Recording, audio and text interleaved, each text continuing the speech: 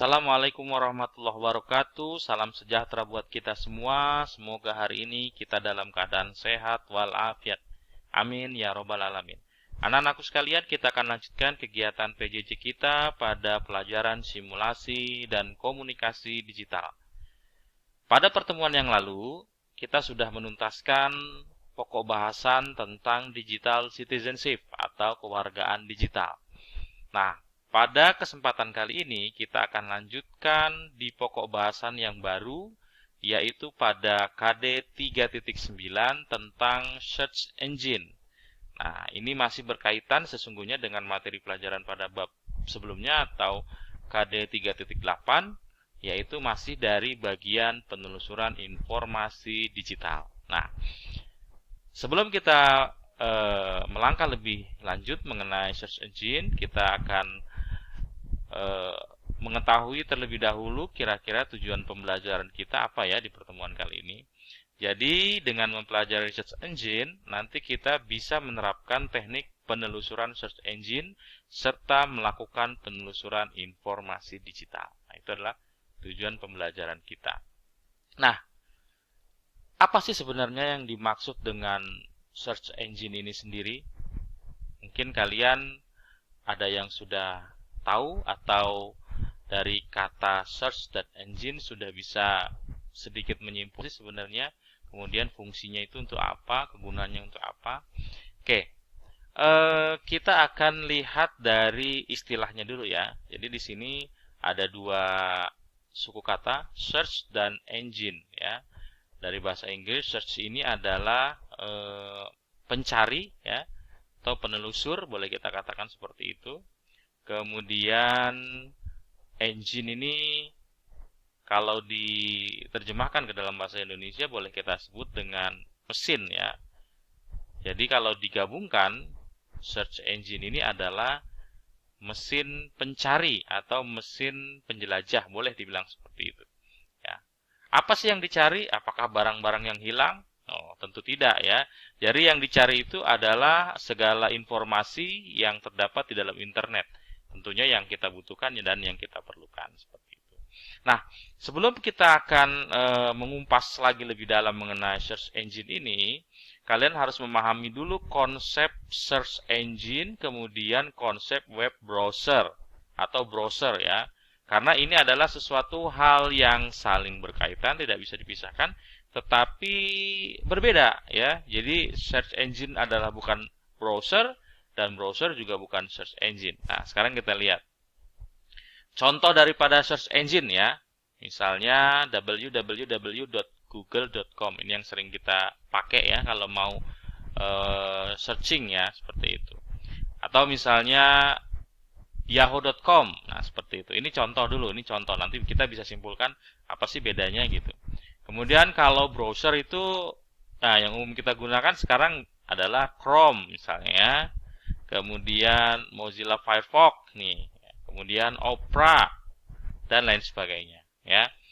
Nah, mungkin kalian sudah sedikit bisa membedakan ya, apakah search engine itu seperti apa, kemudian browser itu seperti apa. Nah, inilah kita lihat perbedaannya. Jadi kalau search engine itu merupakan sebuah website atau website ya, sebuah website, sedangkan kalau browser itu adalah perangkat lunak atau software ya. Jadi ini adalah hal yang berbeda ya. Jadi browser itu bukan website, tetapi dia adalah perangkat lunak seperti itu.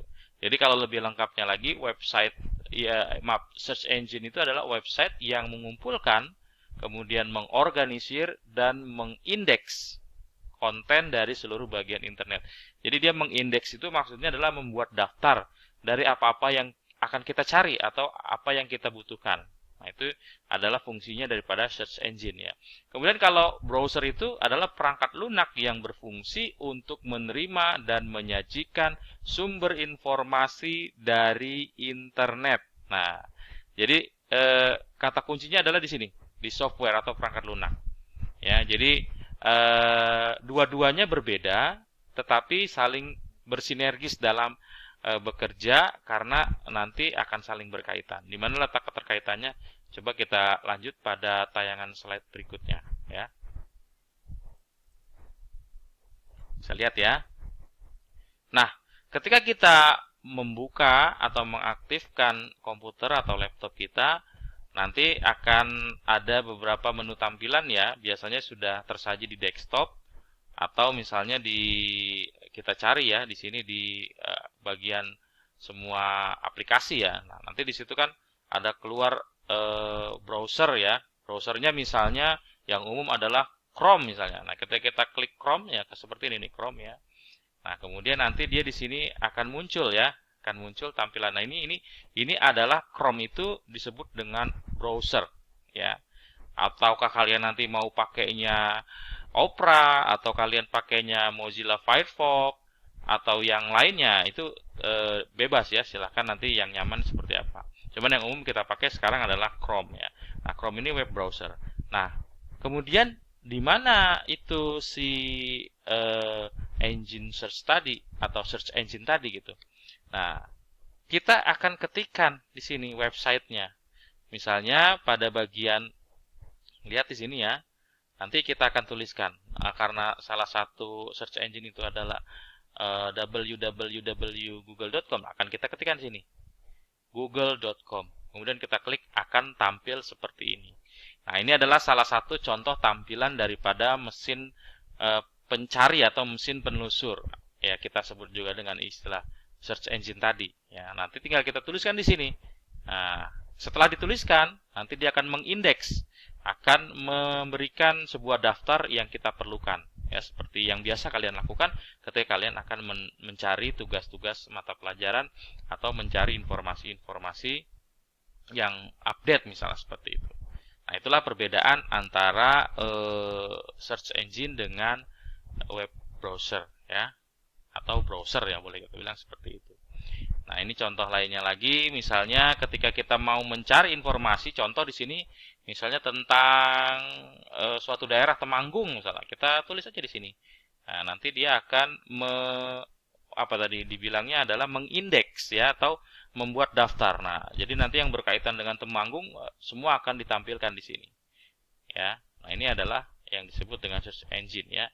Jadi dia adalah sebuah website. Nah, apakah semua website itu adalah termasuk search engine? Nah, tentu tidak ya.